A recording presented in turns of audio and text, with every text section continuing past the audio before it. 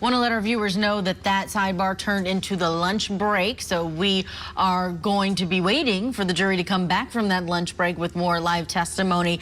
Let's talk about the defense case, because last year they started with a lay witness, the snowplow driver. They then got to the dog bite expert. There was a pathologist on the stand, a digital forensics guy, and then 2 reconstructionists, and that was it. It was a pretty quick case because so much had happened in the prosecution's case. We didn't see that this year. 38 witnesses versus 68 this time around. How robust do you think the defense is going to be? And are they going to call in all of those people inside of 34 Fairview? You know what? That's a tough one. I don't know. I don't think they will. They could. They have them on the witness list. I don't think they will. I think that their defense is going to have to be longer than last year, because last year what happened was they kind of had a bigger case because of the cross-examination of the state witnesses, right? Because they grilled a lot of these people, Brian Higgins, Brian Alpert. They just really went to town on these people. In this case, they didn't have that ability. In this case, they're going to have to go on longer. I think they're going to have to put on no less than 14 witnesses.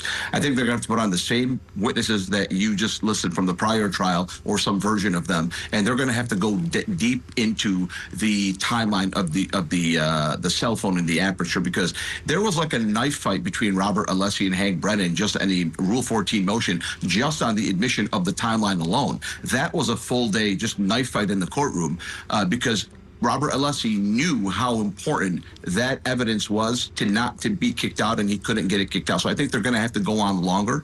I think they're going to have to bring on at least a couple more experts to break down the accident reconstruction demonstration.